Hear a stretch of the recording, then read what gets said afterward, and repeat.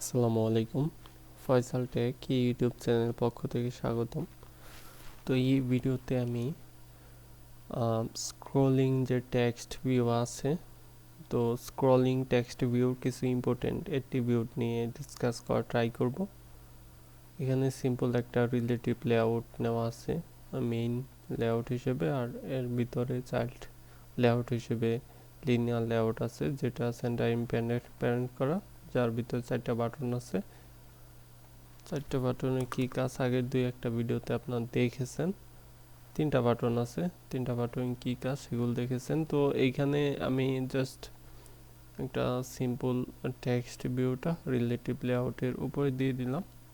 তো এই টেক্সট ভিউর আইডি দেওয়া হয়ে গেছে অটোমেটিকলি, আর ভিতরে টেক্সট দেওয়া আছে টেক্সট ভিউ, তো সেটা মুছে দিলাম।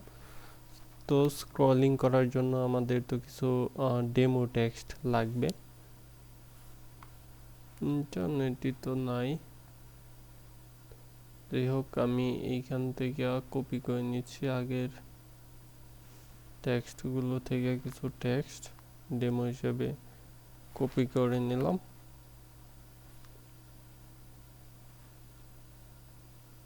এরপরে হইল এইখানে আমি পেস্ট করে দিলাম।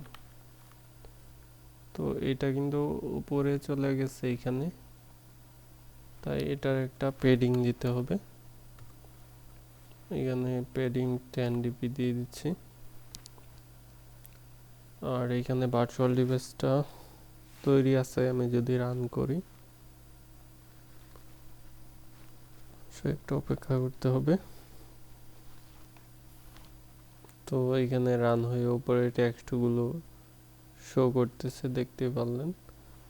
তো টেক্সটগুলো আরেকটু বড় করে নিলে দেখতে সুবিধা হবে। টেক্সট স্টাইল বোল্ড করে নিই আগে, তারপর টেক্সট সাইজ 19 SP দিচ্ছি, সাধারণত SPতেই থাকে। আর এখানে যেহেতু অনেকগুলো লাইন হয়ে গেছে, মানে নিচে নিচে চলে গেছে, তাই আমরা এগুলো একটা লাইনে নিয়ে নিতে পারি, সিঙ্গেল লাইন অ্যাট্রিবিউট বা ট্যাগ দিয়ে এইখানে যাতে একটা লাইনে আমরা নিতে পারি, তার জন্য এখানে সিঙ্গেল লাইন, যেটা ডুপ্লিকেট হয়ে গেছে মনে হয় অ্যাট্রিবিউটটা, তারপর ইউজ করলাম। আর আরো কিছু ইম্পর্টেন্ট আছে, যেমন ইলিপস সাইজ, এইখানে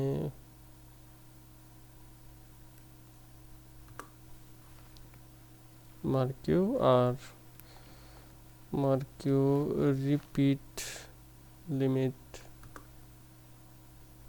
মার্কিউ। তো এইটুক দিয়ে আবার রান করি, দেখি কি অবস্থা।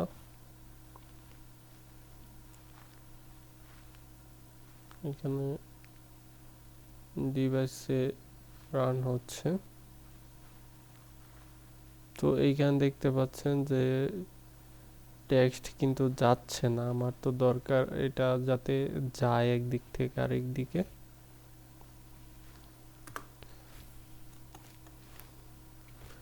তো নেওয়ার জন্য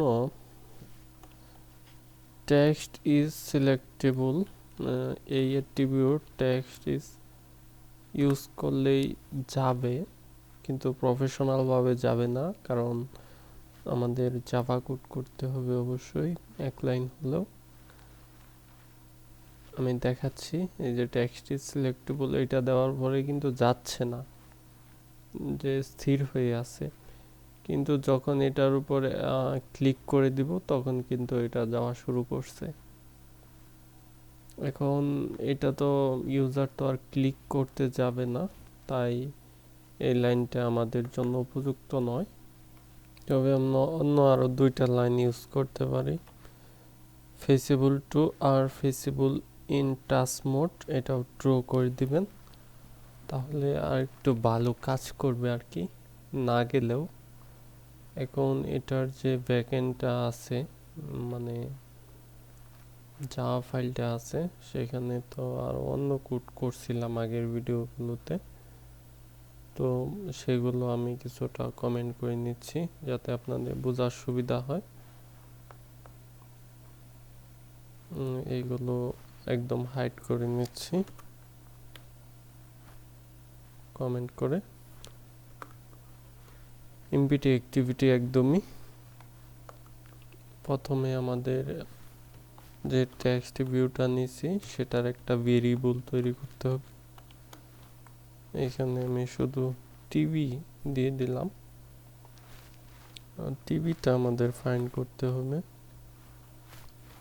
find view by id dot id dot text view 2।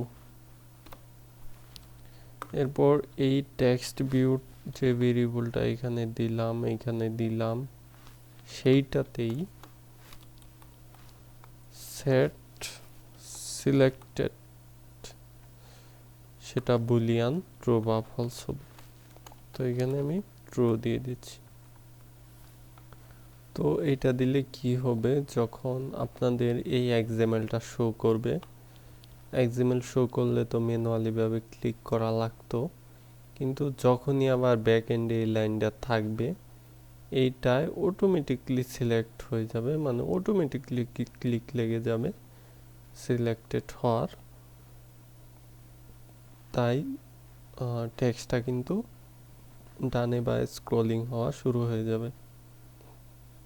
তো আমি এখন রান করি, এখানে ইনস্টল হচ্ছে, সাকসেসফুলি ভাবে ইনস্টল হইল।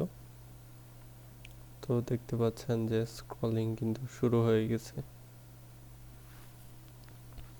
তো এখন টেক্সটগুলো যদি এই যে এখানে যে টেক্সটগুলো দিলেন, তো এই টেক্সটগুলো যদি সার্ভার থেকে আসে তাহলে তো আর এই এক্সএমএল-এ থাকবে না। এটা কন্ট্রোল এক্স দিয়ে আমি কাট করে বা রিমুভ করে দিলাম। এখন আমাদের এই টেক্সটগুলি সার্ভার থেকে এসে যে ভেরিয়েবলে রাখছেন, ধরেন স্ট্রিং ডাটা নামে একটা ভেরিয়েবলে রাখছেন, তো সেই ভেরিয়েবল থেকে এই টিভি ভেরিয়েবলে সেট টেক্সট করে দিতে হবে। সেট টেক্সট, তাহলেই এটা ব্যাক এন্ড থেকেও সুন্দরভাবে কাজ করবে। ফ্রন্ট এন্ডে এখানে টেক্সটগুলো না থাকলেও।